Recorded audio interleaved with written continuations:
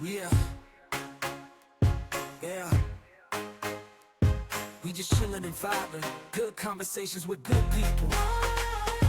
Oh,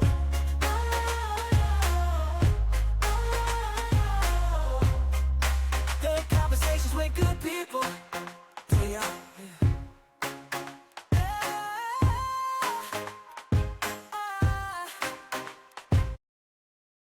Welcome to another episode of Chillin' and Vibing Podcast. And today's guest, man, her music, when she sang it, you gonna feel it. Y'all welcome, the one, the only, Miss Annie. What's going on, girl? Good. How are you? You know, chilling and vibing, chilling and vibing. For sure. So Annie, where you from? I'm originally from Manila, Philippines, and I was adopted and I moved here to the United States. I'm originally from Springfield, Missouri, and this year or last year, the end of 2025, I moved to St. Louis. So I'm currently in St. Louis, Missouri. So do you still talk to your Filipino family back home? No, I actually grew up in an orphanage back in the Philippines. I still do talk to the women who raised me there. So I was raised by a bunch of, independent, empowered women. So I still do talk to them and still talk to the kids there. Just, pretty much being an inspiration to the kids back home. So That's dope. That's dope. So Annie, when did you realize you had a passion for music?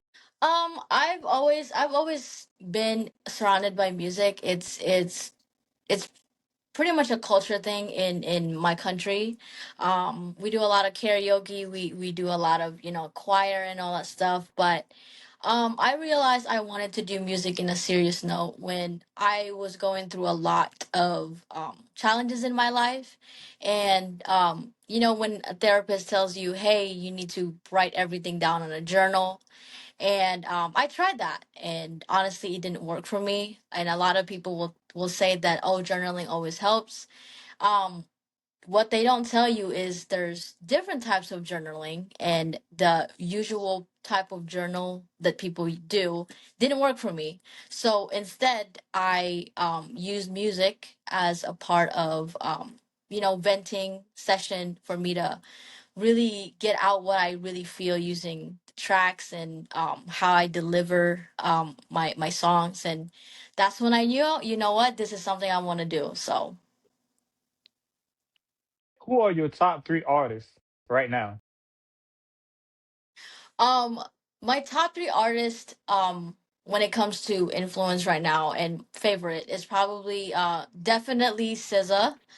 I do love me some R&B. That's my core foundation is R&B music. And Polo G also.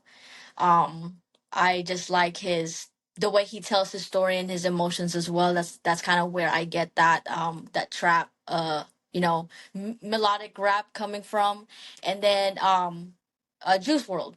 Juice World, I know there's a lot of people that related to him with when it comes to music, and being in my generation and being able to experience and listen to his music got me through a lot of things. So those are my top three artists that makes up my work today. So So when you write music, do it come from real life experiences or sometimes it just be, something you thought of imagination? actually I wish it was imagination, but it is actually real life and things that I went through in my life. And a lot of the music that I write is the truth, and it's it's a way for me to say my story without it being too personal. And yeah, it's everything I write is the truth. So Has your voice ever surprised you and you be like, man, I hit that note? yes, yes, and every single time I record new music, honestly, I surprise myself in many different ways. I'm all about testing my limits and my capabilities. So I'm always looking for something to challenge myself. And there's days where I was like, wow, I didn't know I didn't know I could hit that note, or I didn't even know I could do those runs. So yeah, almost every session I always do. So Your hit single, "Loyal to You." Hey, that's my favorite. Hey, that's my favorite right there. So like, what you been going through in life that made you write that song?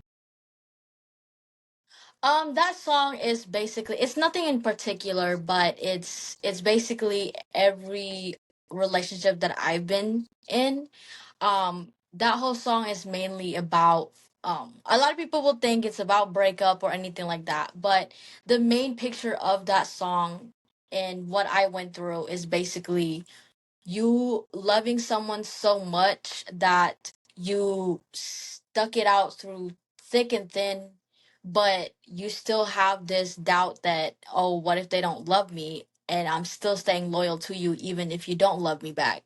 So and that's something that's universal, something I went through. And so when I was writing that, it was something like, I was like, I wonder how many more people feel the way I feel. So that's how that song came about. So Well, we know Valentine's Day coming up. Who the special someone? You ain't got to tell us. You ain't got to tell well, us. You, you ain't got to tell us. But okay. how do you feel Just about my Valentine's dog, you Day? know. What was that? How do you feel about Valentine's Day? Valentine's Day is definitely a time to show love to the people that you are close to. It doesn't have to be your partner, it could be your friends, could be your family. It's definitely something romantic to celebrate. But honestly, as I grew older, it's kind of one of those like puppy love type thing, to where it's really more for celebrating the my loved ones, basically. So It just seems like nowadays, like true love don't exist no more. I mean, yeah, it's hard it's to there. find. It's hard to find. It is very very hard to find. I mean, it's there, but it's hard to find because like nobody want to be loyal to you. I see, I see what you did there. Yes, no, that's true. That's So very true. Annie, who would be your dream collab? Oh my god, I my dream collab would absolutely be Polo G. Polo G, it just has his melodic rap, and then the way he writes his feelings and emotions and story. That's where I get all my inspirations from, and he's always been like a motivation for me. So it would be absolutely a dream for me to collab, you know do a music in collaboration with him and do a project together. So Has music helped you heal through certain situations? And what was one moment that it helped you through? um truth be told, I wouldn't say healed. There's still a lot of things that I go through till this day that hasn't healed for me. I would say with music, it helped me go through all that, and on the way to healing. But I would say the specific one that helped me go through it using my music is probably losing loved ones, friends, and even family members. Just feeling alone, and being able to write that in a song really did help me vent. No, I haven't healed from it, but it's something that it one step better than I was before. So yeah, but yeah. And you told me you just started doing music, man, within the last, what, 9 months? Yes. That's amazing. Yes, I What you have. accomplished so far. Appreciate that. Thank you. What's one of the craziest reactions you received so far from a fan? um so funny enough, when I first pushed my music out, I had made or I had created my album. My very first debut album was called Forgot to Feel. It's basically, it had 7 songs in there, and every single track in there is events that had happened in my life that made a big change for me. And so there's one particular song that I had written, and um it was a song that I put as a, introduction to me. And the song is called What If. And the song is basically about, the things that we think about when we're doubting ourselves. Like, what if I'm not enough? What if no one's ever gonna love me? The whole entire song is about that. And I was scared, honestly, to push it out. And on TikTok, there's creators who are doing music reviews. And Don Hollywood, I don't know if you're familiar with him, but Don Hollywood is a very well-known streamer who reacts to music, especially like R&B and hip hop and rap music. And it's in his live, there's a lot of rappers and drill rappers in there. And I come on there and I'm like, you know what? I'm gonna submit something. So I submitted that, and that was the craziest reaction I've ever had from him. Was he teared up when he heard my music, and there was so many positive feedback from that song, and I that's probably gonna go down in history for me. That's So dope. So I yeah. gotta ask, on your bucket list, do you plan on going back to the Philippines to perform?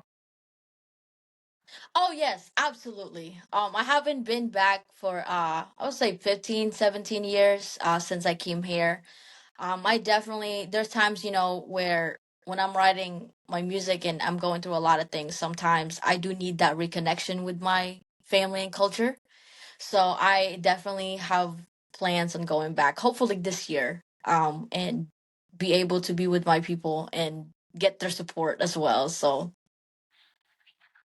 You also just signed a management deal.